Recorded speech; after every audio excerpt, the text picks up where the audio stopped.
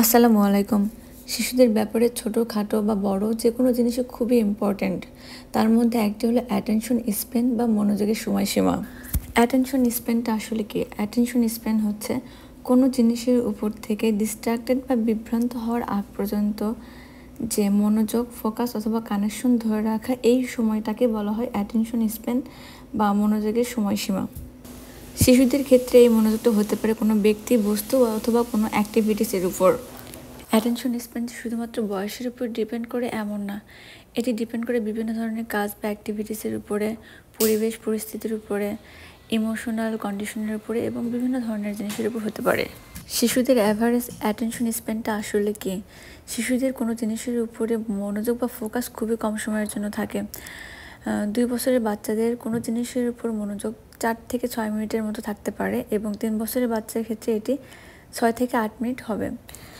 That means অধিকাংশ শিশুরা নিজেরাই খেলতে পারে এবং শিশুদেরকে যখন কোনো ইনস্ট্রাকশন দেওয়া হয় তখন তারা সেটা বুঝতে পারে বা ধরতে পারে। 1.5 থেকে 2 বছরের বাচ্চার ক্ষেত্রে যখন কোনো ইনস্ট্রাকশন দেওয়া হয় তখন তারা প্রথম স্টেপটা ধরতে পারে, দ্বিতীয় স্টেপটা তারা রেসপন্স করবে না। যেমন যদি কোনো জিনিস মাটিতে পড়ে থাকে এবং সেটি যদি আপনার বাচ্চাকে তুলতে বলা হয়, যেমন বাচ্চাটিকে যদি বলা হয় খেলনাটি তুলে টেবিলের উপর রাখো, সে শুধুমাত্র খেলনাটি তুলবে, টেবিলের উপর রাখবে না। কিন্তু বাচ্চার বয়স যখন 2.5 থেকে 3 বছর হবে তখন সে আপনার 2টা ইনস্ট্রাকশনই বুঝবে এবং 2টা ইনস্ট্রাকশনই ঠিক মতো পালন করবে। সে খেলনাটি তুলবে এবং টেবিলের উপর রাখবে। চাইল্ডহুড ডেভেলপমেন্ট এক্সপার্টরা মনে করেন বাচ্চাদের এভারেজ অ্যাটেনশন স্প্যানটা তাদের বয়সের সাথে প্রতি বছর 2 থেকে 3 মিনিট বৃদ্ধি পায়।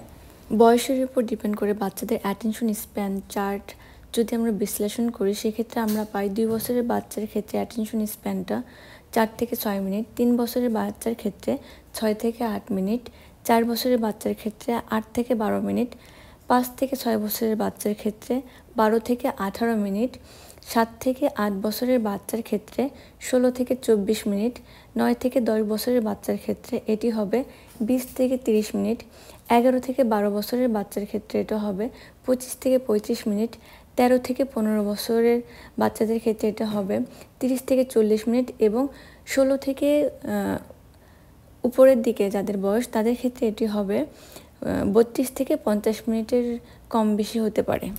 তবে হ্যাঁ, আমাদের অবশ্যই মনে রাখতে হবে এভারেজ অ্যাটেনশন স্প্যানটা আসলে একটা জেনারেল স্টেটমেন্ট মাত্র, এবং কত সময় ধরে আপনার বা আমার বাচ্চা কোনো জিনিসের উপর ফোকাস ধরে রেখেছে এটা আসলে ডিপেন্ড করে ডিস্ট্রাকশন, তাদের ক্ষুধা, ক্লান্ত এবং অন্যান্য যে ম্যাটেরিয়ালসগুলো তাদের সাথে ইনভলভ হয় বা এনভায়রনমেন্টগুলোর সাথে তার অ্যাটাচমেন্ট হয় এই জিনিসগুলোর উপরে। এই জন্য আমাদের অবশ্যই মনে রাখতে হবে বাচ্চাকে কোনো জিনিসের সাথে পরিচয় করানোর জন্য তাদেরকে সেই জিনিসটাকে ভালোভাবে বুঝিয়ে দেওয়া। বাচ্চাদের ক্ষেত্রে মনোযোগ ধরে রাখা কেন এত কঠিন? আমরা বড়রাই কোনো জিনিসের উপর মনোযোগ বেশিক্ষণ ধরে রাখতে পারি না, আমাদের ফোকাস অন্যদিকে চলে যায়। সেখানে ছোটো বাচ্চার তো কোনো কথাই নেই। এটা যে শুধুমাত্র বয়সের উপর ডিপেন্ড করে তা কিন্তু না। আমি এর আগেও কয়েকবার বলেছি যে এটা ডিপেন্ড করে বিভিন্ন জিনিসের উপর, বিভিন্ন ধরনের কোয়ালিটির উপরে। সো এক এক বাচ্চার মনোযোগ স্প্যানটা এক এক রকম হতে পারে, কিছু বাচ্চার কম হতে পারে, কিছু বাচ্চার বেশি হতে পারে। সো আমাদের ফোকাস রাখতে হবে যে আমার বাচ্চার অ্যাটেনশন স্প্যান আছে কি না, আমাকে অ্যাটেনশন স্প্যানটা ডেভেলপ করাইতে হবে। এবং আমি এখন জানবো কেন বাচ্চাদের ফোকাসটা বেশিক্ষণ ধরে রাখতে পারে না, এই কারণগুলো আমি এখন কথা বলবো। প্রধানত 5টি কারণে শিশুদের মনোযোগ কোনো জিনিসের উপর ধরে রাখতে পারে না। এই 5টি কারণ আমি এখন একটা একটা করে বলবো। প্রথম কারণ হচ্ছে শিশুর কোনো জিনিসের উপর আগ্রহ বা ইন্টারেস্ট নাই। যখন কোনো শিশুর কোনো জিনিসের উপর আগ্রহ বা অ্যাটেনশনটা কমে যাবে তখন তার ওই মনোযোগের জিনিসটাকে চেঞ্জ করতে হবে। নাম্বার 2, বিশৃঙ্খল পরিবেশ। এটা হতে পারে উচ্চ স্বরে কোনো শব্দ বা অতিরিক্ত তাপমাত্রা, অতিরিক্ত আলো, অতিরিক্ত হিটিং। এই ধরনের পরিবেশে বাচ্চাদের মনোযোগ খুব ইজিলি ডিস্ট্র্যাক্টেড হয়ে যায়। নাম্বার 3, শিশুর যখন ক্ষুধা লাগে তখন তার মনোযোগ খুব দ্রুত ডিস্ট্র্যাক্টেড হয়ে যায়। Number 4, stress. আমরা বড়রা যখন চাপের মধ্যে থাকি তখন আমরা মানসিকভাবে প্রচণ্ড আঘাত পাই এবং এটা আমাদেরকে প্রবলভাবে আঘাত করে। শিশুদের ক্ষেত্রে হতে পারে এটা আপনি তাকে অনেক ভাবে শাসন করতেছেন বা কোনো চাপের মধ্যে রাখা হয়েছে বা শিশু তার ভিতরের জিনিসটাকে প্রকাশ করতে পারতেছে না, এরকম কিছু। Number 5, tired. একটা শিশুর যখন প্রপার ঘুম হবে না, প্রপার খাওয়া হবে না, তখন সে অবশ্যই টায়ার্ড থাকবে। আর টায়ার্ড বা ক্লান্ত থাকা শিশুদের মনোযোগ ইজিলি ডিস্ট্রাক্টেড হয়ে যায়। এখন কথা বলবো আমরা শিশুর মনোযোগ কিভাবে বৃদ্ধি করতে পারি। অ্যাটেনশন স্প্যানটা আসলে মাসেলের সাথে লিঙ্কড, এজন্য আমাদের প্রতিদিন রেগুলার এক্সারসাইজের মাধ্যমে আমরা শিশুর মনোযোগ স্প্যান বা মনোযোগের টাইমটা বৃদ্ধি করতে পারি। শিশুর সাথে বেশি বেশি কথা বলার সময় শিশুকে প্রশ্ন করলে শিশুর নতুন কিছু জানার আগ্রহ জাগবে এবং সে নিজে থেকে প্রশ্ন করবে, আর এই সময়টাতে তার মনোযোগ থাকবে অনেক বেশি।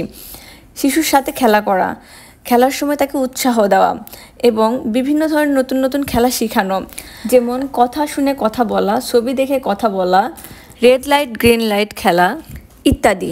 শর্ট টাইম বা কম সময় অ্যাটেনশন স্প্যানটাকে আসলে ADHD অথবা মনোযোগের ঘাটতির ব্যাধি বা রোগের লক্ষণ। হ্যাঁ, যদি শিশুর মনোযোগের স্প্যান টাইমটা অনেক কম থাকে এবং কিছু কিছু লক্ষণ শিশুর মধ্যে প্রকাশ পায় যা কিনা ADHD এর মধ্যে পড়ে, তখন আপনাকে অবশ্যই ডাক্তারের পরামর্শ নিতে হবে এবং সেই অনুযায়ী চলতে হবে।